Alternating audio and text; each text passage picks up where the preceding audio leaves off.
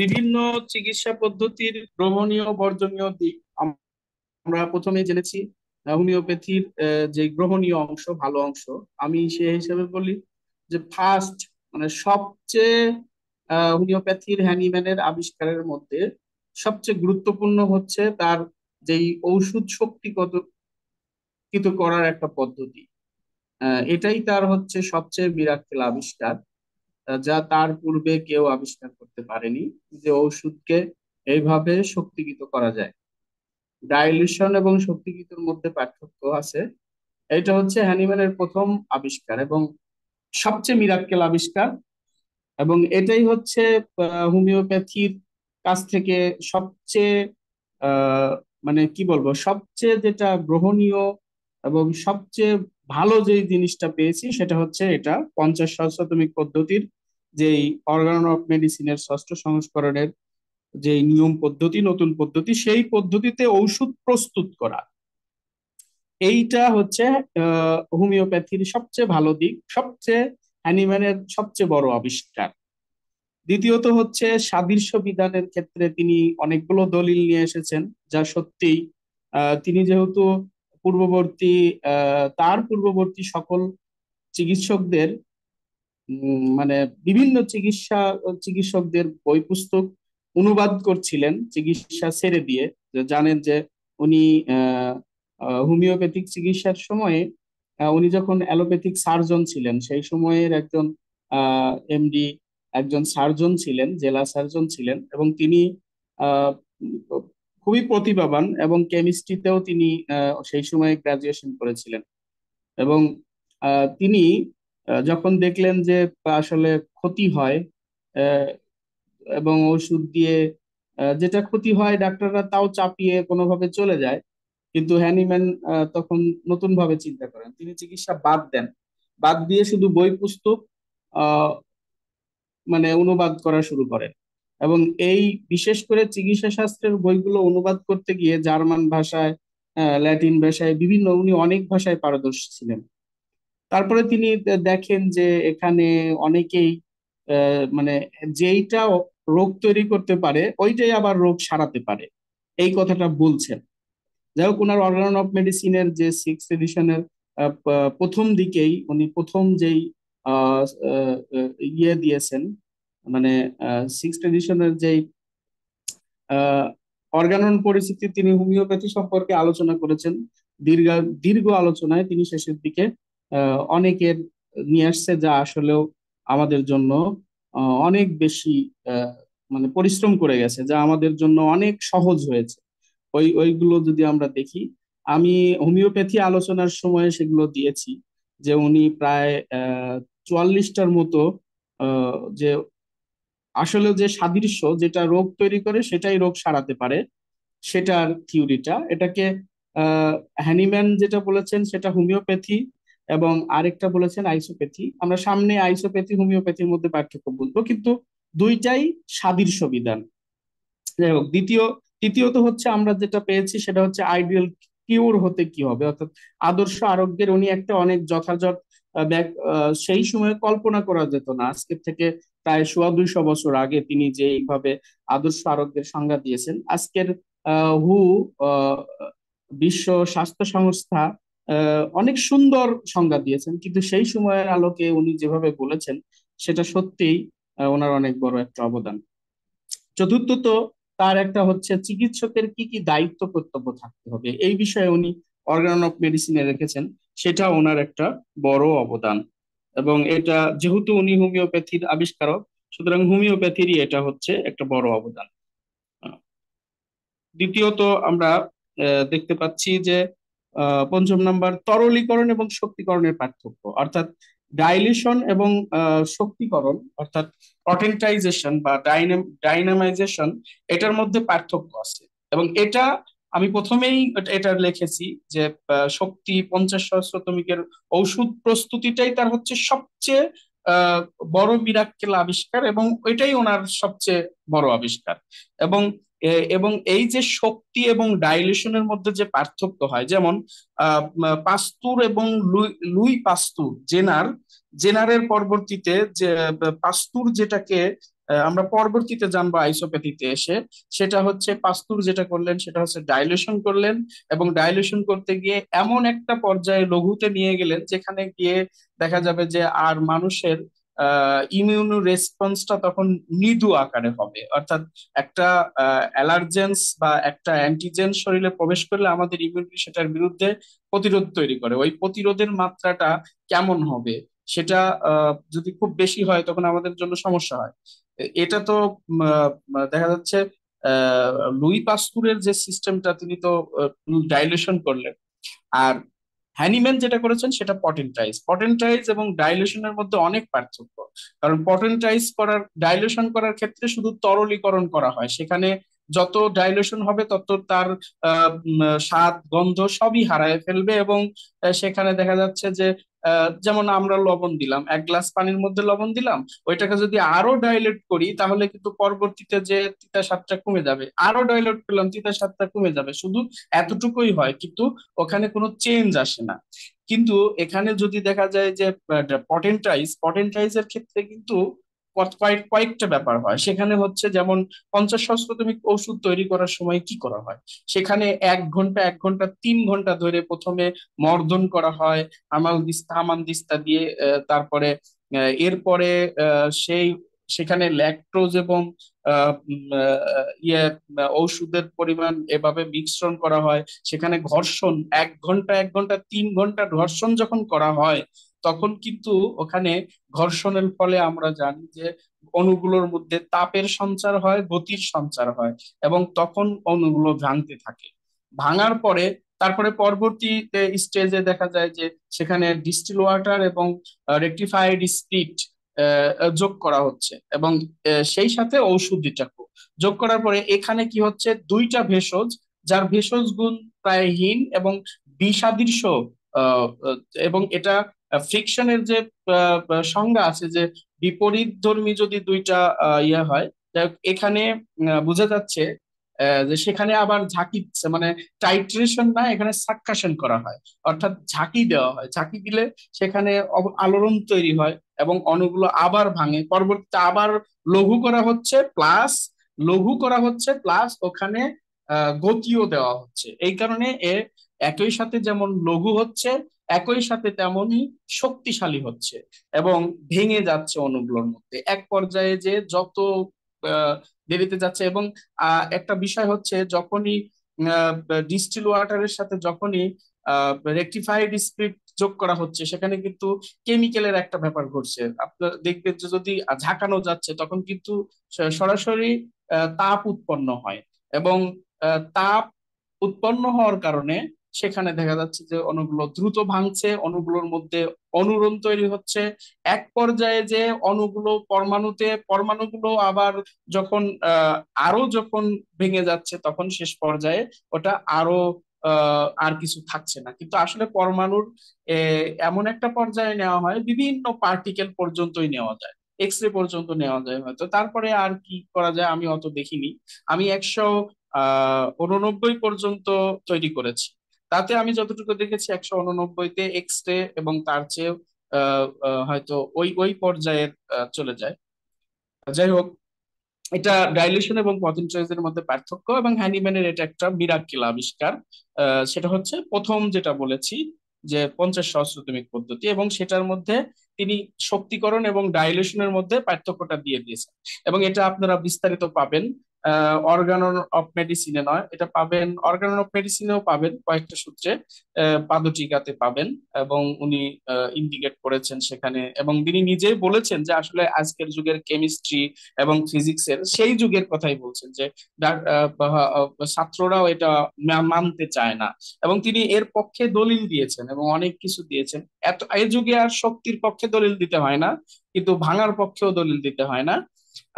এবং হ্যানিম্যান আরো ক্লিয়ার করেছেন উনি, সম্ভবত ক্রনিক ডিজিজের চতুর্থ কি পঞ্চম সংস্করণে, আমি ওটা একজ্যাক্ট মনে নেই, আপনার ক্রনিক ডিজিজের সংস্করণগুলো, ওই সংস্করণের যে ভূমিকা, টেকনিক্যাল পার্ট এবং একটা ডাইলেশন পটেনশিয়ালাইজের পার্থক্য নিয়েই একটা উনি উনি লিখেছে। যাই হোক, আরেকটা আবিষ্কার হচ্ছে যে লক্ষণ ভিত্তিক বা প্যাথোলজি ভিত্তিক। যেমন রোগ লক্ষণ ভিত্তিক ও চিকিৎসা দেওয়া হয়, বিভিন্ন লক্ষণগুলোর একটা কমন সিমটম নিয়ে রোগ। আবার প্যাথোলজিও ওই রোগেরই একটা অংশ, মানে কিছু সিমটম দেখা গেলে তখন ওটা রোগ হয়, এবং ওই রোগটাকে যখন বাস্তবে দেখা হয় সেটা হচ্ছে মূলত হচ্ছে প্যাথোলজিক্যাল রিপোর্টের মধ্যে দেখি আমরা। কিন্তু এমনিতেও ডাক্তারদের অভিজ্ঞতা আছে, তারা কিন্তু বুঝতে পারেন যে এই রোগ হয়েছে, কারণ লক্ষণগুলো যখন পাওয়া যায়, কতদিন স্থায়িত হয়েছে, কতদিন ধরে হয়েছে, এটা তারা বলতে পারেন। এখন হোমিওপ্যাথরা কি করেন সেক্ষেত্রে? রোগ রোগের চিকিৎসা করেন না, কিন্তু কি করেন, লক্ষণ সমষ্টি, মানে একই কথা। যাই হোক, এটা তার, তিনি যে বলেছেন যে রোগ লক্ষণ চিকিৎসা বা রোগের চিকিৎসা প্যাথোলজি ভিত্তিক চিকিৎসা করা হয়, যেটা করা হয়, তো দেখা যাচ্ছে একটা স্পেসিফিক মাইক্রো অর্গানিজম ঢুকেছে, তার বিপরীতে একটা অ্যান্টিমাইক্রোবিয়াল ড্রাগস দেওয়া হচ্ছে।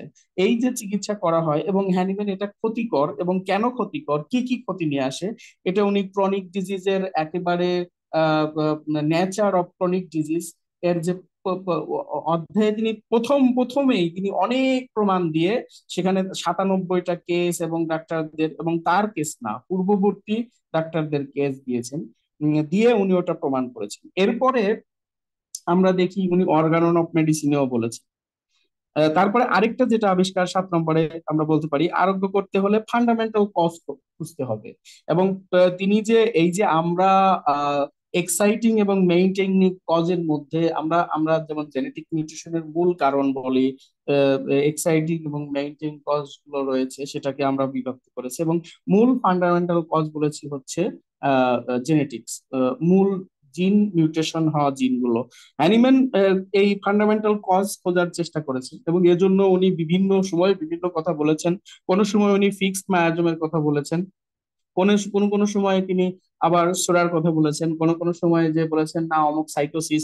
এরকম ভাবে তিনি আবার ধাতুগত ব্যাপারগুলো বলেছেন, যেমন স্প্রোফিলুক ধাতু এবং অন্যান্য যে মেলানকলিক এগুলো যে প্রচলিত ছিল সেগুলোর কথাও বলেছেন। মানে তিনি বোঝাতে চেয়েছেন যে এক্সাইটিং এবং মেইনটেইনিং কজ ছাড়াও আরেকটা কজ আমাদের মধ্যে থাকে, এবং ওটা থাকে বলেই এক্সাইটিং এবং মেইনটেইনিং কজ মূলত আমাদের উপরে খুব দ্রুত ইফেক্ট করে। এবং আহ, তিনি এ বিষয়ে যেটা এটা খুব, আমরা ইনশাল্লাহ পরবর্তীতে এই বিষয়ে আরো ডিটেলস আলোচনা করব। জাস্ট হোমিওপ্যাথির গ্রহণীয় অংশের মধ্যে এটা একটা, যে এখানে আমরা একটু হিন্টস পাই যে আসলে ফান্ডামেন্টাল কজের গুরুত্ব দিতে হবে, এবং এই ফান্ডামেন্টাল কজের আলোকেই ওষুধ হবে। আহ, আর এক্সাইটিং মেইনটেইনিং কজের উপরে শুধুমাত্র পরামর্শ দেওয়া হবে, এই করবেন না সেই করবেন, বা এইগুলো মানুষ মানুষ তো এক্সাইটিং মেইনটেইনিং কজ সবই মানতে পারবে না, এটাও স্বাভাবিক, এটাও বাস্তব কথা। যেমন একটা হচ্ছে যে জেনেটিক মিউটেশনের একটা অন্যতম কারণ হয়ে দাঁড়ায় যে রেডিয়েশন, কিন্তু আমরা এখন ফোন ব্যবহার করছি, কম্পিউটার ব্যবহার করছি, আমরা বিভিন্ন রকমের এক্স রে নিতে হচ্ছে, আমাদের এমআরআই করতে হচ্ছে, আমাদের আমরা আমরা মানে প্রতিনিয়ত আমরা এগুলো কিন্তু, এগুলো আমাদের ওতপ্রোত ভাবে জড়িত, আমরা এগুলো থেকে ইচ্ছা করলে অনেকটা বাঁচতে পারবো না, চেষ্টা করতে হবে, কিন্তু ঘটে যাবে। সুতরাং ফান্ডামেন্টাল কজ যদি আমরা ওর ওর যদি চিকিৎসা করতে পারি, তখন দেখা যাবে যে এগুলো আসলেও তাৎক্ষণিকভাবে শরীর নিজেই ঠিক করার চেষ্টা করবে। এবং অন্তত আমরা যতটা খারাপ হওয়ার কথা তার চাইতে অনেক খারাপ কম হব। এরপরে চিকিৎসকের 3টি ভুল এই নিয়ে উনি বলেছেন, এবং উনি ওনার এই এই কথাটাও, যে চিকিৎসকের যে 3টা ভুল করে, তার মধ্যে একটা হচ্ছে তাড়াহুড়া করে, এবং তারা ঔষধ নির্বাচনে ভুল করে। এই ব্যাপারগুলো যে বলেছেন তার দৃষ্টিতে যেটা, সেটা তিনি বলেছেন, এবং চিকিৎসকের এই ভুলগুলো তিনি প্রথম বলেছেন যে 3টা ভুলের কথা বলেছেন, যা আমরা পরবর্তীতে আলোচনা করবো ইনশাল্লাহ। এবং আমাদের জেনেটিক হোমিওপ্যাথি বইতে আমি এই বিষয়ে দিয়েছি, তার কথাটাই তুলে ধরেছি। এটা ক্রনিক ডিজিজে আপনারা পাবেন 3টে ভুলের কথা। এরপরে আমরা হোমিওপ্যাথির বর্জনীয় অংশ, আমরা গ্রহণীয় যে এর মধ্যে থেকে আমরা গ্রহণ করতে পারি, তবে আবারও বলছি, গ্রহণীয় দিকের মধ্যে একটাই সবচেয়ে বড় গ্রহণীয় দিক, সেটা হচ্ছে 50 সহস্রাব্দিকের ঔষধ, এবং এই যে পটেন্টাইজ পদ্ধতিটা, এটাই ওনার বড়। আর দ্বিতীয়ত হচ্ছে উনি যে সাদৃশ্যের পক্ষে আমাদের তথ্যগুলো তুলে নিয়ে এসেছেন এবং প্রথম দাঁড়িয়েছেন, এটা এর দুটো অনেক বড় ব্যাপার। এবং হোমিওপ্যাথির বর্জনীয় অংশ, আমি কথা কি শোনা যাচ্ছে? শোনা যাচ্ছে? আমাকে শোনা যাচ্ছে? শোনা যায় ভাই, কোনো সমস্যা নেই, শোনা যায়, শোনা না গেলে আমরা নক করবো। 5 মিনিট সময় দিব, 45-এ ইনশাল্লাহ শেষ করে 5 মিনিট সময় দিব প্রশ্ন উত্তরের জন্য। হোমিওপ্যাথির বর্জনীয় যে অংশ, বর্জনীয় অংশের মধ্যে সেটা হচ্ছে আমরা বলেছি যেটা ইলেকট্রোম্যাগনেটিক এনার্জিতে চলে যায় 30 শক্তির উপরে। 12 শক্তি থেকে এটা শুরু হয়, কারণ 12 শক্তি 6 শক্তিতেও তারা দেখেছে যে 6-এও যদি যায়, অর্থাৎ শততমিকের 6, দশমিকের কত আমি এটা বলতে পারবো না, কিন্তু শততমিকের 6-এ গেলেও সেখানে একটু দেখা যাচ্ছে যে কোনো পার্টিকেল কেন্দ্রিকতার মধ্যে চলে যায়। আর 30-এ গেলে তো বোসন কণা পাওয়া যায়, এবং 200-এ আরো আরো ক্ষুদ্র পার্টিকেল পাওয়া যায়। এবং এটা এটা যেহেতু পার্টিকেল, এটা অনেক ভয়ঙ্কর ক্ষতিকর। কেমিক্যালে যত না ক্ষতিকর, তার চেয়ে অনেক বড় ক্ষতিকর, কিন্তু এই ক্ষতিটা দেখা যায় না, কারণ এই ক্ষতিটা দেখতেও অনেক জ্ঞান লাগে, এবং দেখতেও অনেক পর্যবেক্ষণ করতে হয়, এবং ইমিউনোলজিক্যাল চিন্তা ভাবনা থাকতে হবে, সাইকোলজিক্যাল চিন্তা ভাবনা থাকতে হবে, এবং মেডিকেলের অন্যান্য জ্ঞান থাকতে হবে, এবং আহ, আহ, খুব ভালোভাবে পর্যবেক্ষণ করতে হবে, কারণ জেনেটিক চেঞ্জটা এমনই হয়, এটা বোঝা অনেক কঠিন হয়ে যায়। যাই হোক, কি হয় এর জন্য? জেনেটিক মিউটেশন হয় প্রথমত। দ্বিতীয়ত হচ্ছে পূর্ব থেকেই যে ক্ষতিকর জিনগুলো রয়েছে, কিছু জিন, যেহেতু আমি বলছি যে এটা হচ্ছে পার্টিকেল, সুতরাং যে, এবং এটা তো শক্তিশালী পার্টিকেল, এবং এই জন্যই রেডিয়েট হওয়ার কারণেই আহ, এ গিয়ে কি করে, প্রথমে যেই লক্ষণ সাদৃশ্য দেওয়া হলো, ওই লক্ষণগুলো অবশ্যই কিছু জিনের জন্যই হচ্ছে, কিছু প্রোটিনেরই খেলা হচ্ছে। সুতরাং কিছু সংগত, যেমন হয়তো রাগ, যে দেখলো ওর আলোকে দেখে শুধু রাগ কেন্দ্রিক, বা মানে বেশিরভাগ ওষুধই পাওয়া যাবে, কারণ কেন পাওয়া যাবে না, ওগুলো তো আমাদের ক্ষতি করছে। তাহলে ওর একটা অ্যাগেনিস্টে একটা যখন ওষুধ দেওয়া হলো, যেটা আসলে মূলত তার জন্য না, তার কিছু লক্ষণকে কভার করছে, যেমন সালফার দেওয়া হলো। সালফার আমাদের শরীরে নেই, আছে, আমাদের শরীরে আছে, আমাদের শরীরে যে প্রোটিন গুলোতে সালফার রয়েছে, আমরা বিভিন্ন খাবার খাই, তার মধ্যেও সালফার রয়েছে।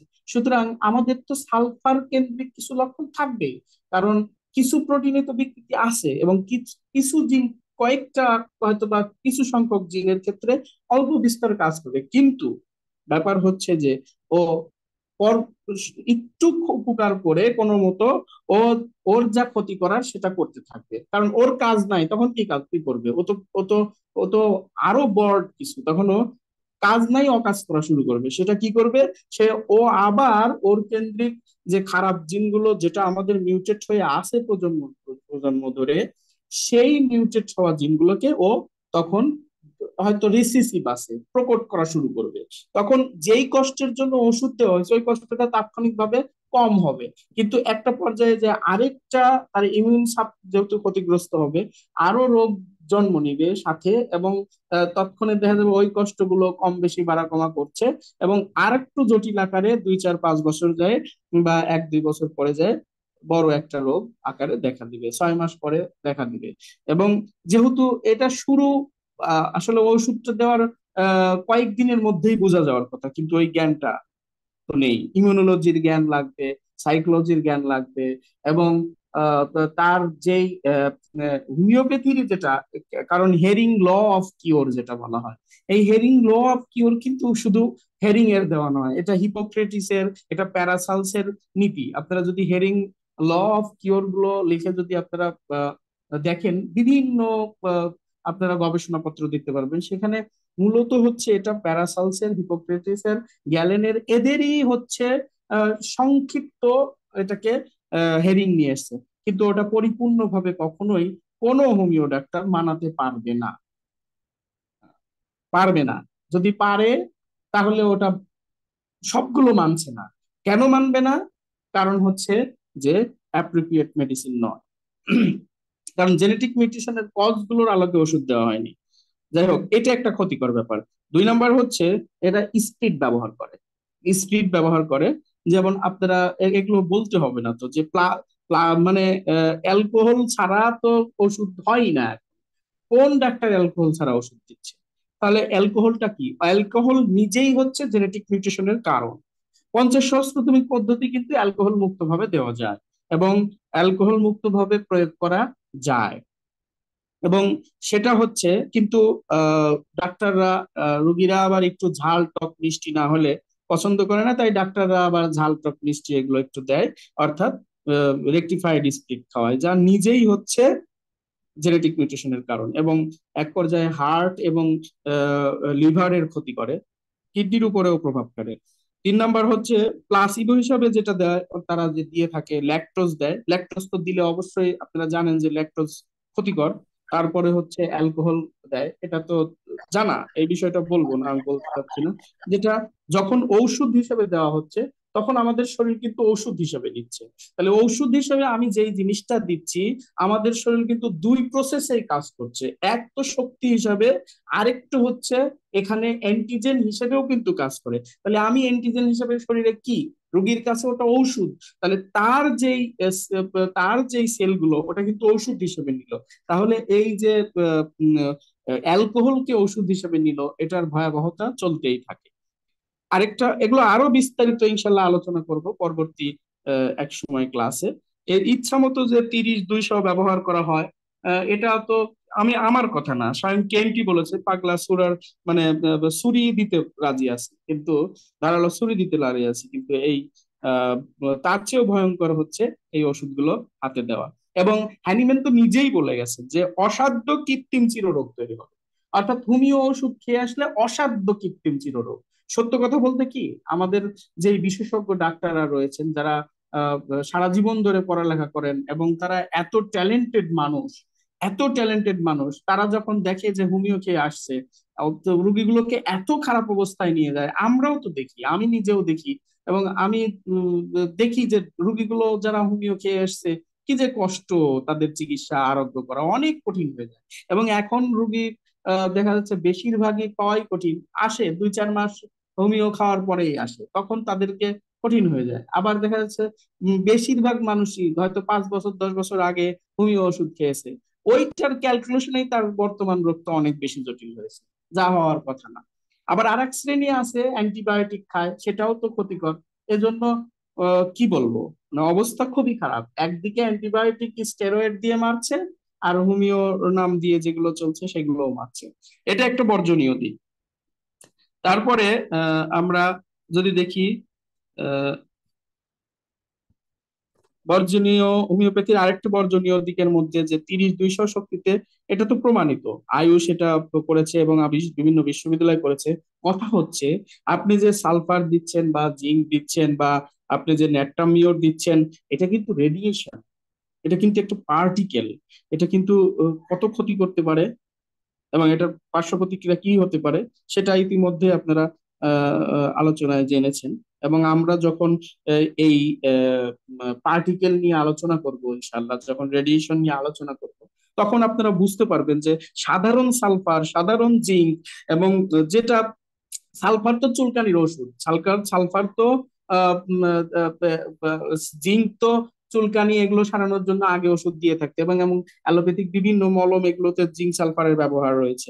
সেগুলো সেগুলো আলাদা ব্যাপার, সেগুলো শুধুমাত্র কেমিক্যাল হচ্ছে। কিন্তু যখন ওটা পার্টিকেলে, ন্যানো পার্টিকেলে রেডিয়েশনে দেওয়া হচ্ছে, তখন কি অবস্থা হচ্ছে, সেটা তো ভয়ঙ্কর। এটা আপনারা ভালোই জানেন যে শক্তির। আর যারা ইনশাল্লাহ আমার ওই ক্লাসগুলো আসলে আপনারা বুঝতে পারবেন আমি কেন এখানে এত গুরুত্ব দিয়ে এটা বলেছি। এরপরে মাদার টিংসার, এমন ডাক্তার পাওয়া কঠিন মাদার টিংসার দেয় না। মাদার টিংসার মানেই হচ্ছে অর্ধেক অ্যালকোহল, এটা তো জানতে হবে না। আর মাদার টিংসার তো হোমিওই নিষিদ্ধ।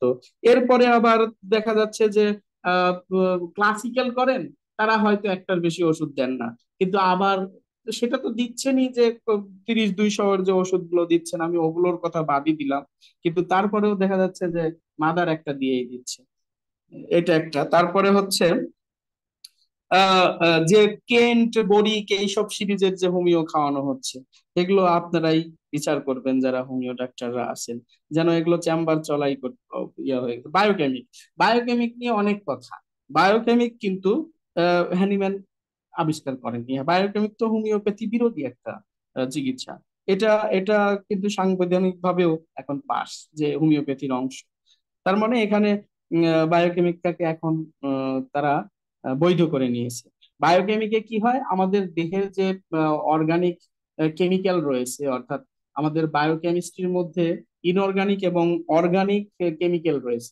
যেগুলো আমাদের শরীরের জন্য এসেনশিয়াল ইনঅর্গানিক কেমিক্যাল গুলো, আহ, সেইগুলো হচ্ছে সেইগুলো হচ্ছে বায়োকেমিক। যেমন ন্যাট্রামিওর, ন্যাট্রামিওর হোমিও ওষুধও আছে, ন্যাট্রামিওর বায়োকেমিক ওষুধও আছে।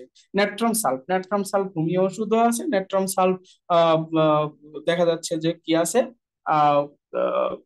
বায়োকেমিক ওষুধও আছে। ক্যালকেলিয়া কার্ব, ক্যালকেরিয়া ফ্লোর, তারপরে এর বিপরীতে হচ্ছে ক্যালকেরিয়া ফস, অর্থাৎ ফসফরিক অ্যাসিড এবং ক্যালসিয়াম, ফসফরিক, মানে দুইটার কম্বিনেশন হয়ে গেছে। মানে এই যে বায়োকেমিক গুলো ব্যবহার করা হচ্ছে, এটাও কিন্তু শক্তিকৃত করা হচ্ছে। কারণ সিক্স পটেন্সি তো যদি দেওয়া হয়, তাহলে হেরিং এর নিয়ম অনুযায়ী দশমিকে তৈরি করা হচ্ছে, সেটাও তো পার্টিকেলে যায়। তাহলে এটা এটা তো আরো বিষাদৃশ্য, এটা ক্ষতিকর।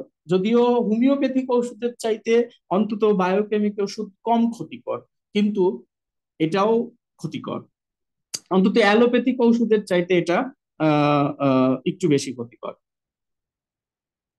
আহ, এরপরে আবার বলবো যে সর্বোপরি যে লক্ষণ সাদৃশ্যে ইলেকট্রোম্যাগনেট ব্যবহার করা হয়, এটা আপনারা বলেছেন। এখন আমি একটা কথা হ্যানিম্যানের দিয়ে শেষ করব, যেটা উনি বলেছেন, dear to be dear to wise, অর্থাৎ আপনি যদি সাহসী হতে চান, সাহসী হন, তবেই প্রজ্ঞাবান হতে পারবেন। অর্থাৎ প্রজ্ঞাবান হতে আপনাকে সাহসী হতে হবে। আপনি যদি জ্ঞানী হতে চান, আপনি যদি মনে করেন যে আমি ওয়াইজ ম্যান, তাহলে আপনাকে অবশ্যই সাহস থাকতে হবে। কে কি বলল, কে কি করলো, এটার সাথে সম্পর্ক না। যেটা সত্য সেটা প্রকাশ করতে হবে, যেটা সত্য সেটাকে গ্রহণ করতে হবে, যেটা ভুল, যেটা ক্ষতিকর সেটা বর্জন করতে হবে। হ্যানিম্যান এই লড়াই করেছিলেন, আপনারা ওনার ইতিহাস পড়ে দেখবেন। আচ্ছা, এবার আমরা আলোচনা করব আইসোপ্যাথি নিয়ে। আর 5টা মিনিট আলোচনার পরে ইনশাল্লাহ আমরা প্রশ্ন উত্তরে যাব। আইসোপ্যাথি কি? আইসোপ্যাথি হচ্ছে এটা জেনার এবং পাস্তুরের দেওয়া পদ্ধতি, যেটা ভ্যাকসিনেশন পদ্ধতি। এটা হচ্ছে মূলত হচ্ছে আইসোপ্যাথি। আইসোপ্যাথি হচ্ছে আইসোস এবং প্যাথোস, অর্থাৎ ইকুয়াল সাফারিং। এখানে হচ্ছে আইসোপ্যাথিটা হচ্ছে যেই সাবস্টেন্সের কারণে ও আমরা রোগগ্রস্ত হয়েছি, ঠিক অনুরূপ সাবস্টেন্স দিয়ে ওই রোগটাকে দূর করা, এটার নাম হচ্ছে আইসোপ্যাথি। অর্থাৎ কোনো হয়তো আমরা কোনো ভাইরাস দ্বারা আক্রান্ত হলাম, তাহলে ওই ভাইরাসই দিতে হবে। একটা হচ্ছে বেশি মাত্রা, একটা হচ্ছে কম মাত্রা। এটা হচ্ছে আইসোপ্যাথিক সিস্টেম। আর হোমিওপ্যাথিক সিস্টেমও ওই সিমিলিয়ার, দুইটাই কিন্তু সাদৃশ্য। কিন্তু এখানে কি, আমি আবারও বলছি, সেটা হচ্ছে যে একটা এখানে একটা রোগ দেখা যাচ্ছে, ওই রোগের লক্ষণগুলো নিবে এবং এমন কোন ওষুধ দিবে যা ওই রোগগ্রস্ত মানুষটির মানে সুস্থ অবস্থায় একটা মানুষের উপরে, হয়তো কেউ আক্রান্ত হয়েছে সালফার দ্বারা, এক কথা ধরে নিলাম, চুলকানি হয়েছে, এটা হয়েছে, মিলে গেল বেলেডোনার সাথে। বেলেডোনা কি করা হয়েছিল, একজন সুস্থ মানুষের উপরে দেওয়া হয়েছিল, চুলকানির জন্য এই লক্ষণ পাওয়া গেছে। যদিও বেলেডোনা চুলকানির ওষুধ না, কিন্তু সাপোজ ধরে নিলাম, তাহলে কি করতে হবে? তাহলে চুলকানির ওষুধ না হলেও এটা বেলেডোনার লক্ষণের সাথে মিলে গেলে বেলেডোনা দিতে হবে। এটা হচ্ছে কিন্তু আইসোপ্যাথিতে কি, ওই সালফারই দিতে হবে। পার্থক্য হচ্ছে এতটুকু। অর্থাৎ এটা রোগ লক্ষণ গুলোর সাথে মিলিয়ে দিবে সাদৃশ্যে, আর ও হচ্ছে যেইটা দ্বারা হয়েছে সেইটাই দিবে। পার্থক্য হচ্ছে এটা, দুইটাই সাদৃশ্য, কিন্তু একটা হচ্ছে লক্ষণগুলোর সাদৃশ্য, অর্থাৎ যে লক্ষণ দেখা গেছে সেটা হয়তো বেলেডোনার লক্ষণ, কিন্তু সে আক্রান্ত হয়েছে হয়তো সালফার দিয়ে, কিন্তু তার লক্ষণগুলো পাওয়া যাচ্ছে বেলেডোনার সাথে মিলে যাচ্ছে। বেলেডোনা কিভাবে বুঝলাম? বেলেডোনা খাইছে, খাওয়ায় ওটা কি কি লক্ষণ হয় সেটা লেখা আছে, ওই লক্ষণগুলোর সাথে মিলিয়ে আক্রান্ত হয়েছে সালফার দিয়ে, কিন্তু আমরা দিলাম বেলেডোনা। এবং বলবে যে বেলেডোনাই তার জন্য অ্যাপ্রোপ্রিয়েট মেডিসিন, এটাতে ভালো হবে। এটা হচ্ছে হোমিওপ্যাথিক দর্শন। আর আইসোপ্যাথিক দর্শন কি? ঠিক ভ্যাকসিনের মতো, সালফার দিয়ে আক্রান্ত হয়েছে তো সালফারই দিতে হবে। দুইটাই কিন্তু সাদৃশ্য, কিন্তু পার্থক্য হচ্ছে এই জায়গায়, সোর্সটা ভিন্ন ভিন্ন, আর একটা হচ্ছে সোর্সও একই হতে হবে। এবার মিসেল ফিসার, ইনি এমডি, ওনার faculty of national centre homeopathy, Nellysford, Virginia. আহ, তিনি যেটা বলেছেন যে আইসোপ্যাথিক ইমিউনোথেরাপি টা কি, এটা হচ্ছে বলেছেন যে উনি যে ক্রিটিক্যাল সিলেকশন, আমি যেটা বললাম ওইটাই বলেছে যে হোমিওপ্যাথিক মেডিসিন আন্ডারটেক, অর্থাৎ এই যে আইসোপ্যাথি, এটা এটা হচ্ছে কেস টেকিং করা হয় না। আইসোপ্যাথিতে কোনো কেস টেকিং করা হবে না। আইসোপ্যাথিতে যেটা দ্বারা হয়েছে ওটাই দেওয়া হবে। এরপরে এটা এটা বলেছেন যে এটা এটা এইভাবে দেওয়া হয়। আর আহ, এ- এটা হচ্ছে আইসোপ্যাথিটা হচ্ছে আহ, আহ, মানে এটা এটা এটা ইফেক্টিভ, ইফেক্টিভ সেটাও বলেছেন। এবং সাথে বলেছেন যে এটা লুইস পাস্তুরের দেওয়া পদ্ধতি এবং তার অনুসারীদের, এবং একই একই হোমিওপ্যাথিক যেই আহ, আহ, বিশ্ববিদ্যালয়ের আরেকজন, উনি হচ্ছে ড্যানিয়েল এফ, উনি উনি বলেছেন যে আইসোপ্যাথি হোমিওপ্যাথি নয়, কিন্তু বলেছে isopathy is one of four basic type of homeopathy. তবে আইসোপ্যাথিটা হোমিওপ্যাথির একটা একটা রূপ, হোমিওপ্যাথির একটা চারটা রূপের মধ্যে একটা রূপ। তার মানে আহ, তারা স্বীকার করে নিচ্ছে যে আইসোপ্যাথিক সিস্টেমটাও হোমিওপ্যাথি বলা যায়। কিন্তু অর্গান অফ মেডিসিন, উনি হ্যানিম্যান, আমি আগেই উল্লেখ করেছি যে 50 নম্বর টিকা এবং 63 নম্বর আহ, যে 63 নম্বর পাদটিকা এবং 50 নম্বর যে সম্ভবত যাই হোক, পাদটীকা এবং সূত্র, এখানে কিন্তু আইসোপ্যাথির বিরোধিতা করেছেন হ্যানিম্যান। এবং ক্রনিক ডিজিজের একেবারে শেষ পৃষ্ঠায় উনি ইডিওপ্যাথিক এবং আইসোপ্যাথিককে হোমিওপ্যাথিক বলতে চাননি, এর কিছু কারণ তুলে ধরেছেন, কিন্তু পরবর্তীতে হোমিওপ্যাথরা এটা স্বীকৃতি দিয়েছে। আচ্ছা, আমাদের কারো কোনো প্রশ্ন আছে?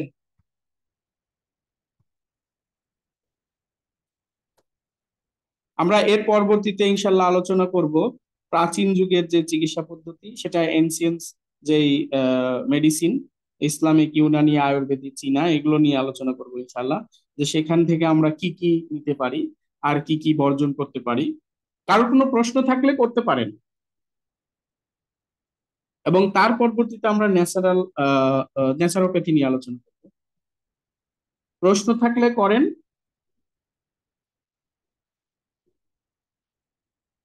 আমরা 3 মিনিট পাবো। আসসালামু আলাইকুম। ওয়ালাইকুম আসসালাম, হ্যাঁ বলেন। আইসোপ্যাথির মধ্যে কি ম্যাডোরিনাম, সিথিলিনাম সবই পড়বে তাই না?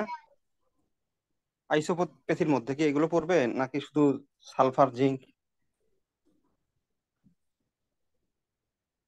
আইসোপ্যাথির মধ্যে সেটা দর্শনের আলোকে পড়বে, অর্থাৎ যেই তা দিয়ে রোগ হয়েছে সেই সেটা হলে এটা তো আইসোপ্যাথি হবে। ম্যাডোরিনা এটা তো ক্লিয়ার করা তো, হলো। ঠিক আছে, মানে এটা একটু ক্লিয়ার হতে চাইছিলাম আর কি। আচ্ছা, ধন্যবাদ। আর কোনো প্রশ্ন আছে? দেখো, স্যার স্যার, আমার একটা প্রশ্ন আছে। হ্যাঁ হ্যাঁ, বলেন। আমার প্রশ্নটা হলো, ধরুন একজন হোমিওপ্যাথিক চিকিৎসক মানে যেভাবে চেম্বারটা পরিচালনা করতেছে, তা আপনাদের কথা অনুযায়ী জেনেটিক হোমিওপ্যাথি ওইভাবে পরিচালনা করা যাবে না, তাহলে উম, সে ওই আগের পদ্ধতিটা কিভাবে বর্জন করবে বা রোগীদেরকে কিভাবে স্যাটিসফাই করবে, এটাই জানার ছিল আর কি। ও আচ্ছা, এটা এটা আমাদের সিস্টেম আছে, আমাদের জেনেটিক মেডিসিনটা একবার দেওয়া হয় এবং সুনির্দিষ্ট নিয়ম আছে, এবং জিএমআর দেওয়া হয়, এটা একটা নির্দিষ্ট নিয়ম আছে। তবে আমাদের ওষুধের মধ্যে এমন কিছু নাই যা মানুষের জন্য ক্ষতিকর, এবং এমন কিছু নাই যেটা জেনেটিক মিউটেশনকে কভার করবে না। অর্থাৎ আমাদের জেনেটিক জন্য যা যা দায়ী এবং যা যা আমাদের জেনেটিক মিউটেশন করেছে, সবগুলোই ওটার ভিতরে ইনক্লুড রয়েছে আমাদের জিএম এর মধ্যে। এবং আমাদের জিএম এরটা রুগীর জিএম কে রেগুলেট করবে।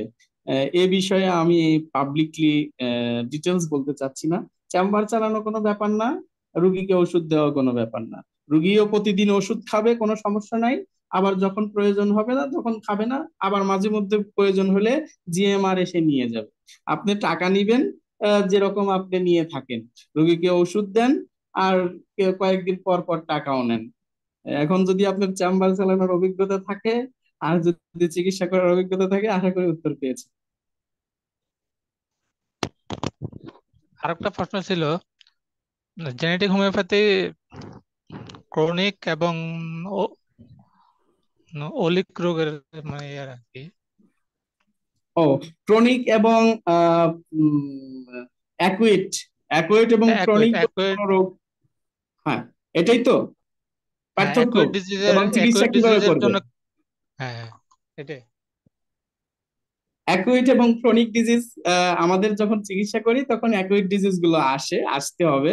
অ্যাকুইট ডিজিজ আসলেও 2-4 দিনের মধ্যে আলহামদুলিল্লাহ খুব দ্রুত চলে যায়, এবং মিরাক্কেলি ভাবেই যায় আলহামদুলিল্লাহ। সুতরাং এটা নিয়ে টেনশনের কিছু নাই। আসলে অ্যাকুইট বলেন আর ক্রনিক বলেন, ঘটনা হচ্ছে যে এটা তো অনেক ডিপলি অনেকটা সময় লাগবে যে অ্যাকুইট এবং ক্রনিকের ধারণা দিতে। প্রচলিত যে অ্যাকুইট সেটা হচ্ছে মাইক্রো অর্গানিজম দিয়ে আসে। সেটা আমি বলে দিয়েছি যে বিভিন্ন ইনফেকশাস ডিজিজ গুলো যেটা ঘটে বিভিন্ন, সেটা ব্যাকটেরিয়া ভাইরাস এগুলো আক্রমণ করে। তা আমাদের জেনেটিক মিউটেশনের মধ্যেও তো অন্যতম একটা কারণ হচ্ছে ব্যাকটেরিয়া ভাইরাস ফাঙ্গাস প্যারাসাইটস নামে যা যা আছে। সুতরাং আমাদের জিএম এর মধ্যে আর 1 মিনিট ওই আছে, মিটিং ক্লোজ এন্টি হয়ে দেওয়া যাবে। আছে। আর 1 আচ্ছা মিনিট আছে, আমাদের মিটিং শেষ হয়ে যাবে। আচ্ছা আমাদের ওখানে কি দেওয়া আছে, এন্টি দেওয়া আছে।